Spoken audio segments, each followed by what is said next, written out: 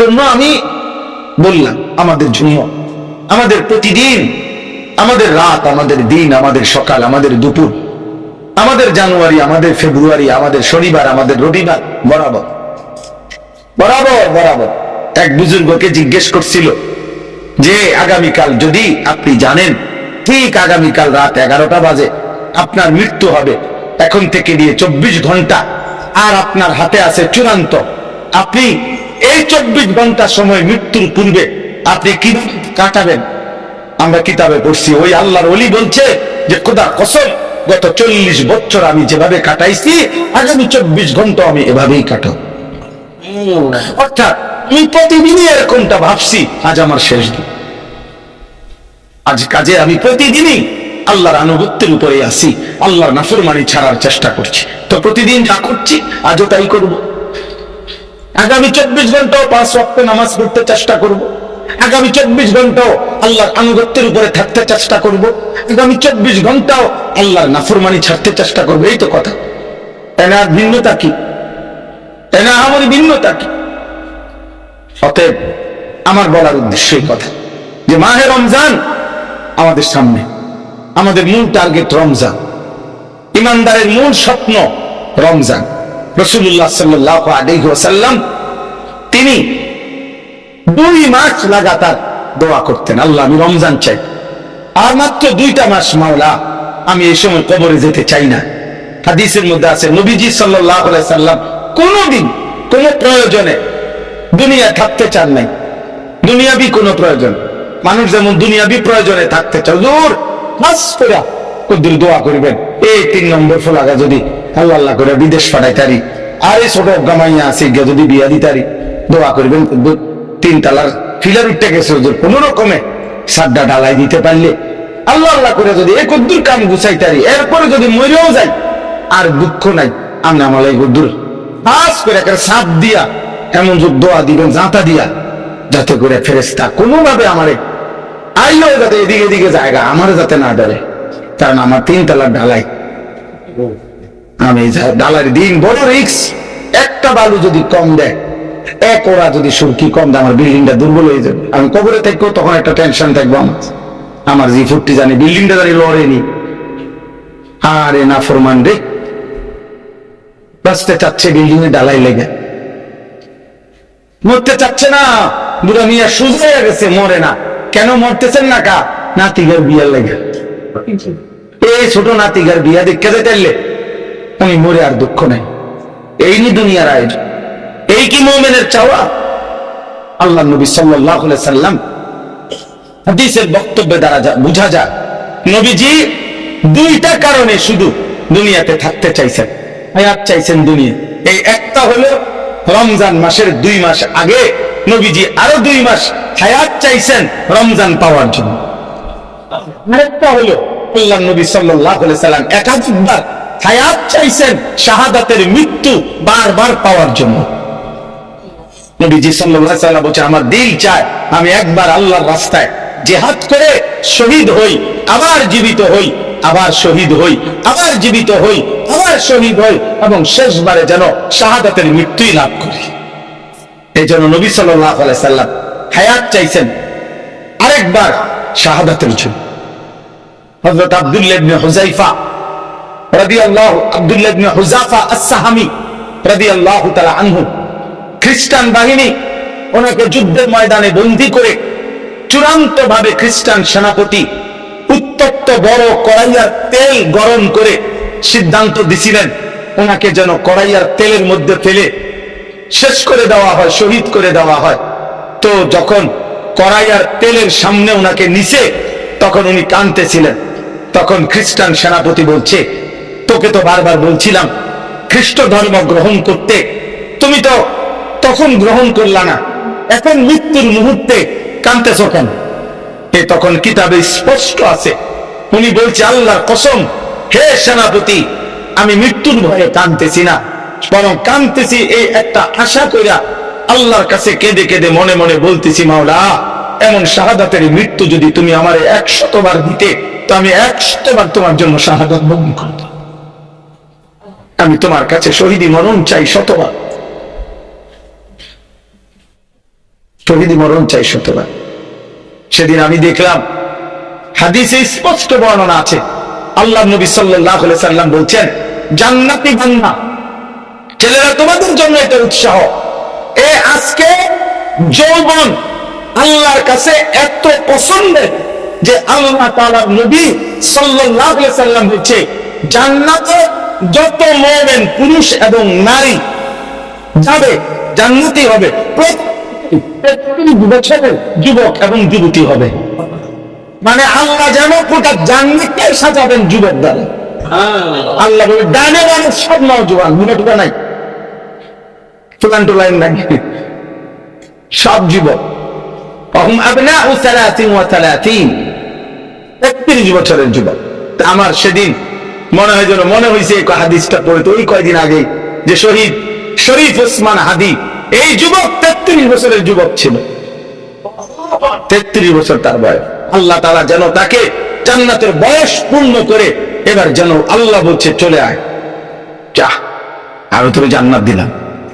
আল্লাহ তাকে জান্নাত নসিব করেন, আল্লাহ তার শাহাদাতের মৃত্যু নসিব করেন, আল্লাহ তার পবিত্র রক্ত থেকে ঈমানদার দেশপ্রেমিক যুবক তৈরি করে দেন। এজন্য ভাই আমার নওজোয়ান, আমার বাবা, আমরা প্রত্যেকে, আমার কথা এটাই, রমজান আমাদের সামনে রমজান। আপনি আরেকবার ঘুরে দাঁড়ান, আপনি আখিরাতের ফিকির করেন, খামখেয়ালি করেন না, আমিও আপনিও না, খামখেয়ালি করেন না। ভাইয়া সামান্য কদ্দুর দুনিয়া মিলাইতে কত মানুষ একটা অটো চালান, এক ওয়াক্ত নামাজ পড়েন না, আপনি কত বড় গাদ্দা।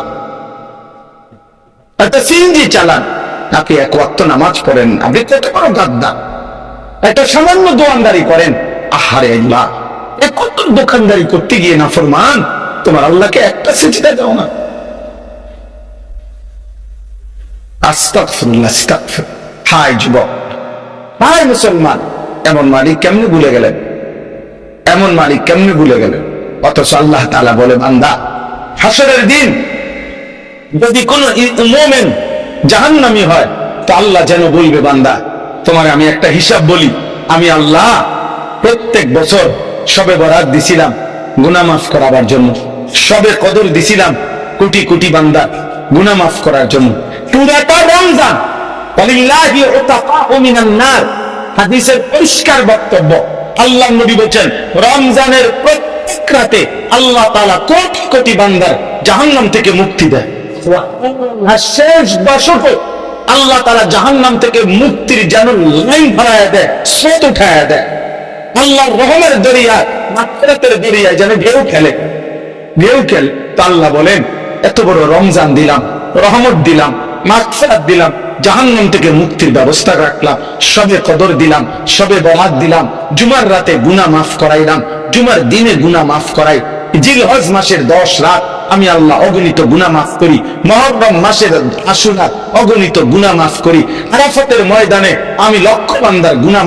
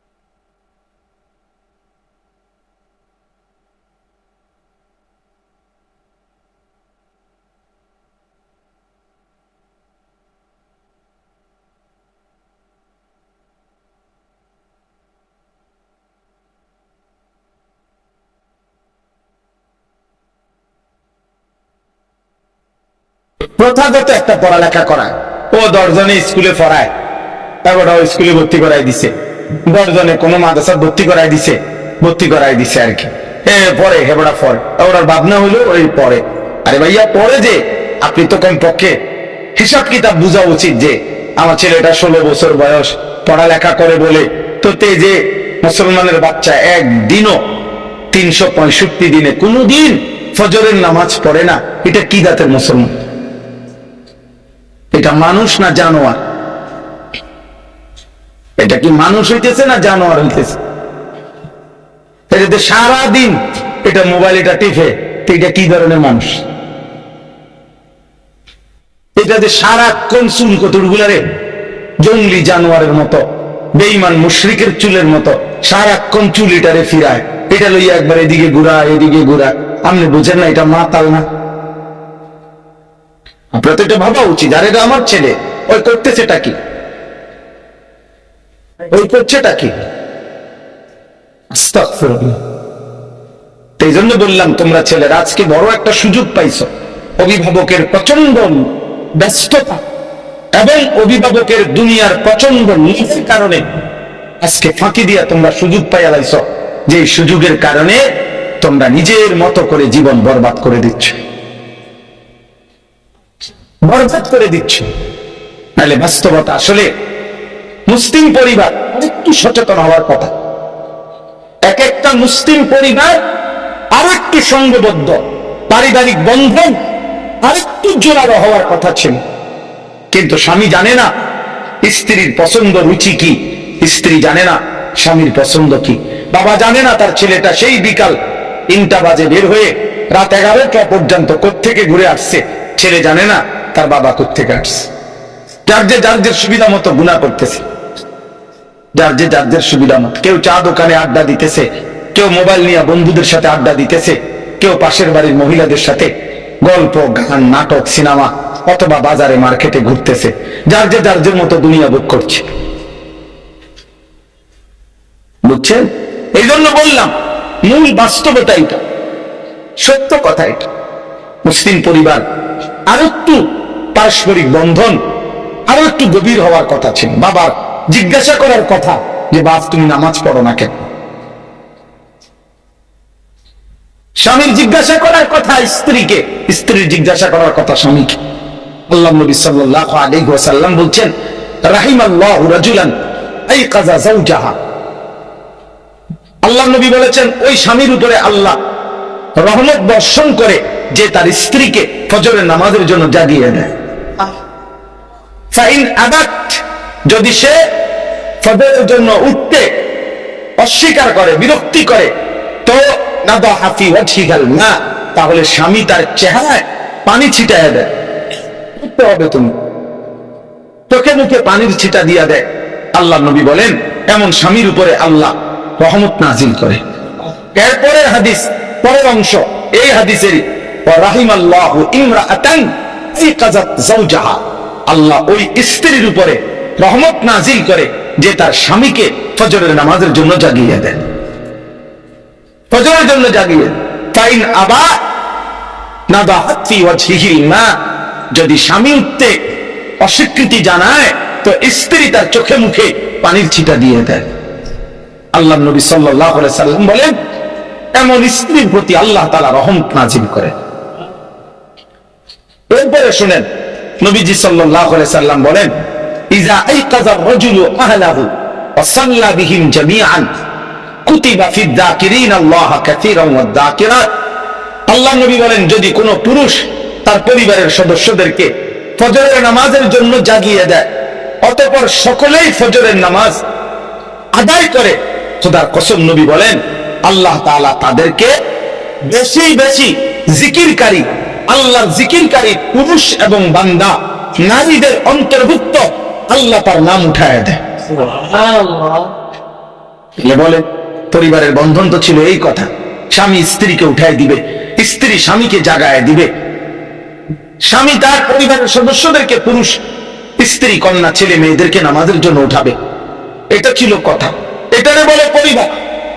কোরআনুল কারীমের মধ্যে আছে কিয়ামতের দিন আল্লাহ তাআলা ওই স্বামী স্ত্রী যারা একে অপরকে নেক কাজের সহযোগিতা করেছিল, একজন আরেকজনকে নেক কাজের জন্য আগায় দিছিল, আল্লাহর কসম আল্লাহ নিজে ডাক দিয়ে বলবে উদখুলুল জান্নাতা আনতুম ওয়া আজওয়াজুকুম তুহবারুন।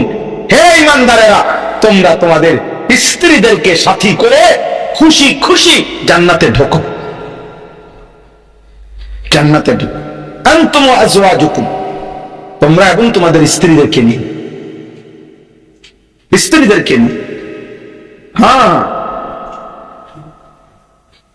আপনি তো প্রথম দিন বলছে আল্লাহ, অকুলনা ইয়া আদম উসকুন আনতা ওয়া যাওজুকাল জান্নাহ, হে আদম তুমি তোমার বিবিকে নিয়ে জান্নাতে বসবাস করো। তাহলে স্বামী স্ত্রীর পবিত্র বন্ধনের মূল মাকসাদ তো ছিল আখিরাত, মূল মাকসাদ তো ছিল ইবাদত।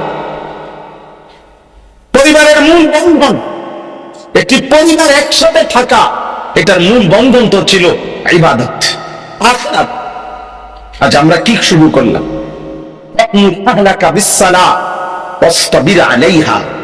আল্লাহ কোরআনে বলছে, হে ঈমানদার তুমি তোমার পরিবারের সদস্যকে নামাজের আদেশ করো, সরাসরি কোরআনের আয়াত। এবং তুমি নিজেও নামাজের উপরে মজবুত থাকো, মজবুত থাকো। লা নাসআলুকা রিজকা, আমি তোমাদের কারো কাছে রিজিক চাই না, কেউ লাগবে না বান্দা। নাহনু নারযুকুকা, ছেলে মেয়ে স্ত্রী সন্তান পরিবারের সকল রিজিক আমি আল্লাহ একাই দেব, আমি একাই দেব, আমি দেব রিজিক। তোমাদের জিম্মাদারি, তোমরা ঈমানদার, তোমরা পরিবারের সদস্যদেরকে নামাজি বানাও, নামাজি বানাও, নামাজি বানাও।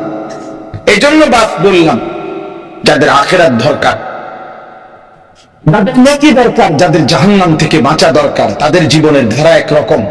আর যারা শুধু দুনিয়া ভোগ করছে, তাদের জীবনের ধারা একরকম, তাদের জীবনের ধারা একরকম।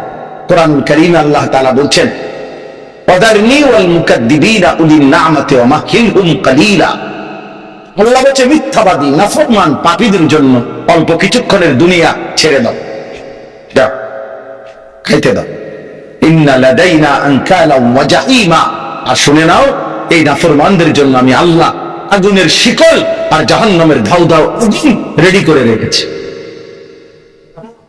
কোরআন কারীমের মধ্যে আছে, আম আবরামু আমরান ফাইন্না মুবরিমুন। আল্লাহ বলছে, হে নাফরমান, তোকে আমি প্রতিটা পাপের কারণে কি শাস্তি দেব, আমি আমার শাস্তির জিনিস জাহান্নাম আমি রেডি করে রেখেছি। তুমি নাফরমান, আমি আল্লাহর হাত থেকে কেমনে বাঁচবা তুমি রেডি করো। চ্যালেঞ্জ করেছেন, বেঈমান তোকে আমি দেখায় দেব, মদখোর তোরে আমি দেখায় দেব, নেশাখোর তোকে আমি দেখায় দেব।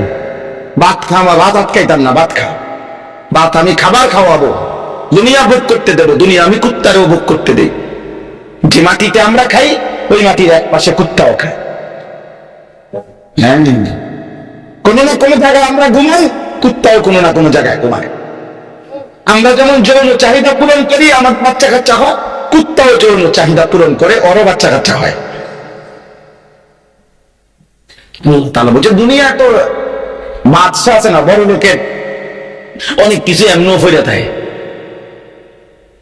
এটা তো বড় লোক না, নাউজুবিল্লাহ, ওটা তো বাদশাহ, ও তো মালিক, কায়নাতের মালিক। আল্লাহ বলেন এই সামান্যটুকু দুনিয়া আমার জান্নাতের এক কোণার কাছেও তো কিছু না, এটা তো কিছুই না আমার কাছে।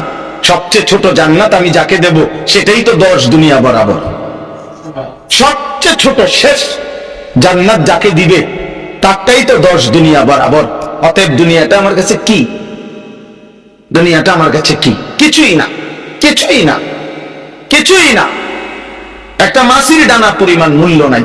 নবীজি বলছেন, আল্লাহর কাছে দুনিয়ার একটা কান কাটা মরা ছাগলের সমান মূল্য নাই। নবীজি সাল্লাল্লাহু আলাইহি ওয়াসাল্লাম বলছেন, একটা মাকড়সার বাসার সমান মূল্য নাই আল্লাহর কাছে। আল্লাহ কোরআনে বলছেন, দুনিয়া কিছুই না বান্দা, দুনিয়া কিছুই না, দুনিয়া কিছুই না আখিরাতের তুলনায়। অতএব বাবা আমার, ভাই আমার, জওয়ান আমার, বৃদ্ধ বাবা, প্রত্যেকেই এটা বোঝা উচিত, আমিও বোঝা উচিত, আপনারাও বোঝা উচিত। কোনোভাবেই খামখেয়ালি করেন না। ছেলেরা তোমরা খামখেয়ালি করছো, খামখেয়ালি করছো কারো হাতে, কোন নেতার হাতে তোমাদের ভাগ্যের পরিবর্তন না। ভাগ্যের পরিবর্তন আসমানওয়ালার হাতে। 11 তারিখ ভাগ্যের পরিবর্তন করবে যিনি, 12 তারিখ তিনিই করবেন, 13 তারিখও তিনিই করবেন। তিনি কে? 11 তারিখের সূর্যের মালিক যিনি, 12 তারিখও সূর্যের মালিক তিনি, 13 তারিখও সূর্যের মালিক তিনি। 12 তারিখ নির্বাচিত হোক, কারো নির্বাচন আর কারো পরাজয় দ্বারা আসমান ও জমিনের এক সুতা নাচর হবে না। দেখে তোমার আমার পরিবর্তন হবে না, এক লোকমা খাবার এক পিস হবে না। একজন মানুষের মৃত্যু, একটা সেকেন্ডে একটা মানুষের মৃত্যু থামবে না, কারো মৃত্যু থামবে না, পৃথিবীর কোন আয়োজন বন্ধ হবে না, কিচ্ছু বন্ধ হবে না। যেটা যেমনি আছে এমনি যা যেমনি চলছে এমনি চলবে। সেদিনও কারো মৃত্যু হবে, সেদিনও কোনো মায়ের পেটে বাচ্চা হবে, কথা বলে না। সেদিনও কোনো বাচ্চা ভূমিষ্ঠ হবে, সেদিনও কারো কি হবে, 12 তারিখ জানাজা হবে মনে হয়, 12 তারিখ বাচ্চা জন্ম নিবে মনে হয়। তো সব বরাবর, সব কি, সব বরাবর, সব প্রয়োজন আসমানওয়ালার কাছ থেকে পূরণ। আল্লাহুম্মা লা মানিআ লিমা আ'তাইতা ওয়া লা মু'তিয়া লিমা মানা'তা। নবীজি দোয়া করতেন 5 ওয়াক্ত নামাজের পরে, আল্লাহ আপনি দিলে বাধা দেবে কে, আপনি না দিলে দেবে কে।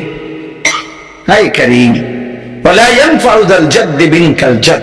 মাওলা আপনাকে বাদ দিয়ে চেষ্টা করিয়ে কি লাভ হবে, কি লাভ হবে,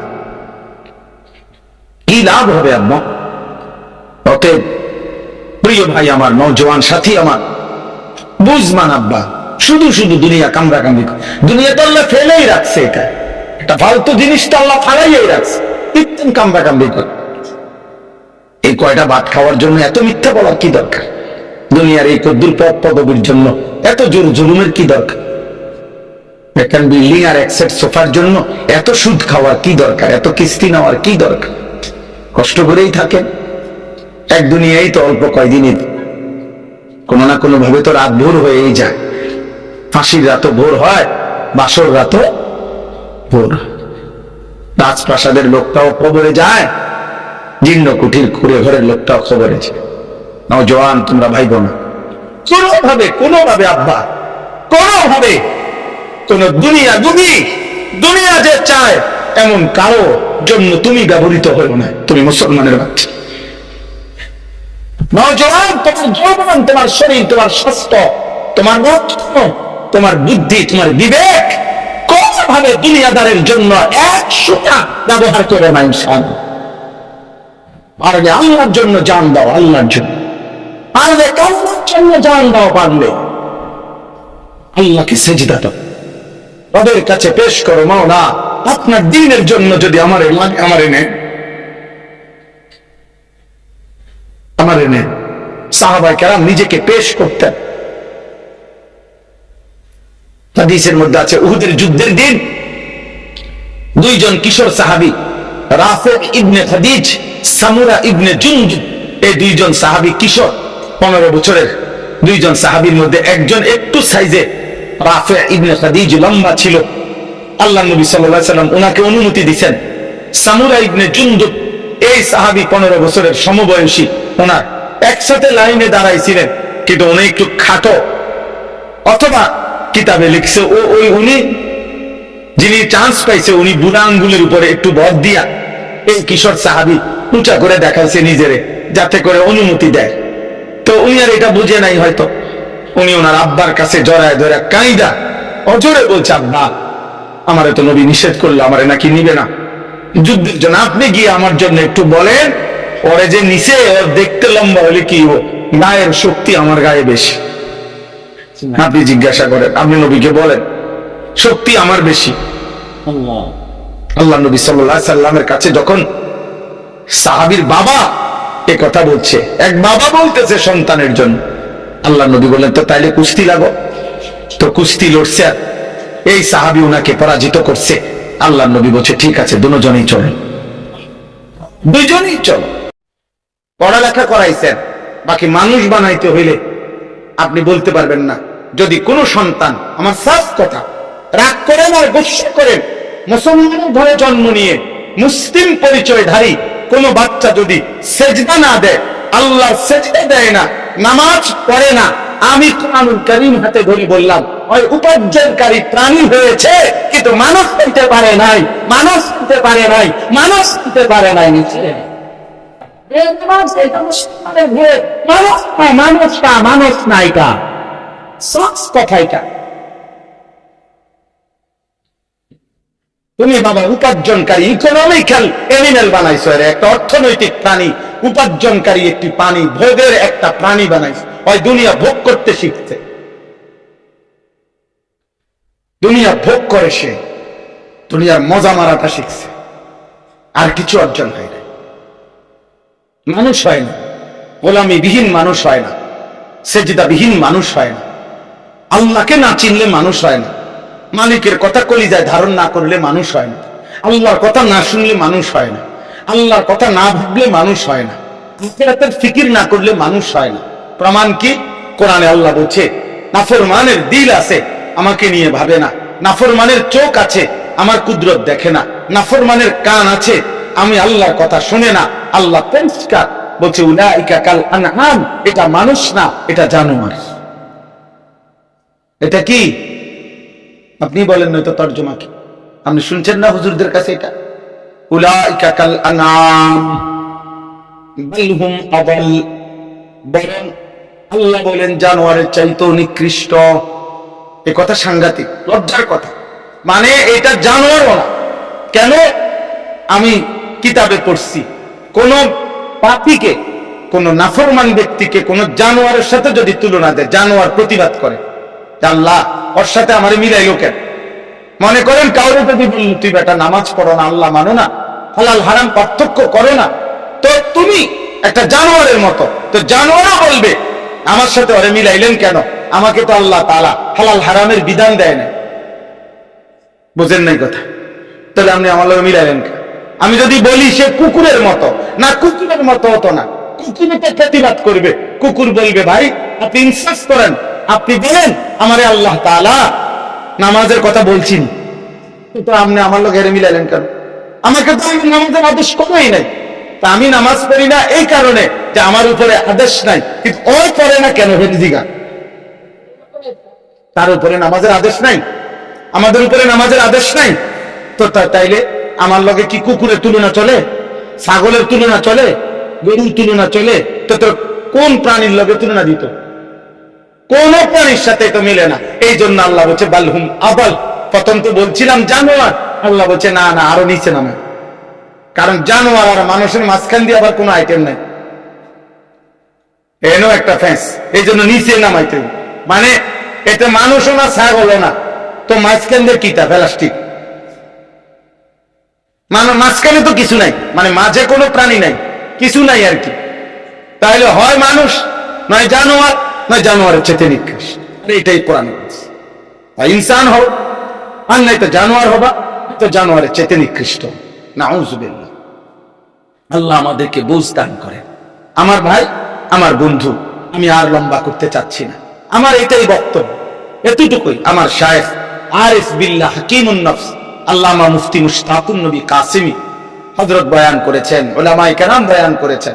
এই রাত গভীরে আমার আসতে দেরি হয়েছে, আমি 2 ঘন্টার মতো এখানেই জ্যামে ছিলাম, তো যার কারণে আমি আর আপনাদের কাছে লম্বা না করে, আমার মূল কথা এটা ভাই, আপনারা অনেক মহব্বত করে কষ্ট করে এখানে বসছেন। আমি কিছুদিন আগেও এখানে আসছি, ওই পাশে ওই মুখী ওয়াজ করছি মনে হয়, হ্যাঁ ওই পাশ দিয়ে।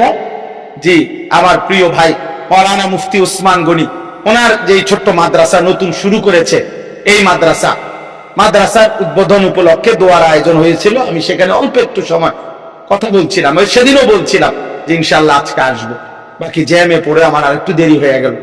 আপনাদের কাছে আমি অনুরোধ করছি, এই মাদ্রাসার নিসবতে হয়তো আল্লাহ যদি হায়াত দেয় আবারও আসা হবে, কিন্তু প্রত্যেকটা কিশোর যুবক ভাই, দোস্ত আমার, আল্লাহ যদি তোমাকে হায়াত দেয়, সামনের রমজানকে আল্লাহর কাছে দোয়া করে নিজেকে বদলাও, বলো ইনশাআল্লাহ। নওজওয়ান ভাই বলো ইনশাআল্লাহ। দোস্ত আমার, তুমি চরিত্রবান হও, রমজান তোমাকে মাটিকে হীরামণি মুক্তা বানায় দিবে। আল্লাহ তাআলা বলছে, বান্দা রমজান এমন রমজান, আমি আল্লাহ স্বর্ণের দামে না, রৌপ্যের দামে না, মণি মুক্তার দামে না, রমজানের এক সেকেন্ড তামাম আসমান ও জমিনের চাইতে কোটি গুণ বেশি দামে আমি 1 সেকেন্ড বান্দা তোমাকে দিলাম। একটা সেজদা দিবা বান্দা, একটা সত্য বলবা, একটা দোয়া করবা, এক সুবহানাল্লাহ বলবা, একটা রোজা রাখবা, একবার জিকির করবা, একবার তেলাওয়াত করবা, একটা তারাবির তেলাওয়াত শুনবা, তাহাজ্জুদ পড়বা, ইফতার করবা, সাহরি করবা, রমজানের শেষ দশকে ইতিকাফ করবা, তো সেকেন্ড সেকেন্ড, মিনিট মিনিট, ঘন্টায় ঘন্টায়, পলক পলক আমি আল্লাহ 70 গুণ না, শুধু দ্বিগুণ দ্বিগুণ, 70-এর চাইতেও বেশি আমার ইচ্ছে মতো আমি আল্লাহ দিতেই থাকবো। প্রথম 70 সেজদা দিবে একটা, ফেরেশতা লিখবে 70। না না 70 না, ফেরেশতা লিখবে 70 মানে হইলো ফেরেশতা আল্লাহকে জিজ্ঞেস করবে, আল্লাহ 70 লিখতাম নি, তো আল্লাহ বলবে না রাখ, তার একটু চাইয়া লই, তার দেখি নামাজটা কি হালাত, দিনটার কি হালাত, গুনাহমুক্ত অবস্থার কি হালাত। আল্লাহ তাআলা চারিদিকে সব ক্লিয়ার, শুধু নামাজ না, শুধু রোজা রাখে নাই, তার গুনাহ নাই, মিথ্যা নাই, চুরি নাই, ধোঁকা নাই, ওজনে কম দেওয়া নাই, নারীর ছবি দেখা নাই, আমার আল্লাহর আমার মহব্বত নিয়া, কলিজা ভরা ভালোবাসা নিয়া উপাস থাইকা ওই আমার একটা সেজদা দিছে, ফেরেশতা 700 লেখ, 700, 7,000 লেখ, 70,000 লেখ, 7 লক্ষ লেখ, 70 লক্ষ লেখ, 7 কোটি লেখ, 70 কোটি লেখ। খোদার কসম, হাদিসের ব্যাখ্যার মধ্যে মুহাদ্দিসিনে কেরাম বলছে, কোন কোন বান্দার তাকওয়া, গুনাহমুক্ত জীবন, রমজানের এক একটা সেজদা, এক একটা জিকির দেখে আল্লাহ এমন খুশি হয়, ফেরেশতাকে বলে, ফেরেশতা তুমি লেখো না, সাকাতুবু, আমি আল্লাহ নিজে লেখুন, আমি লেখুন, আমি লেখুন। এবার যদি বলেন মালিক আপনি লিখবেন কদ্দুর, আল্লাহ বলে তুমি আন্দাজ করো আমি কদ্দুর, আমি কেমন, তো তুমি আন্দাজ করো, তুমি আমার কি মনে হয় তোমার কাছে, তুমি কও, আমি দিতারুম কদ্দুর, তুমি কও না।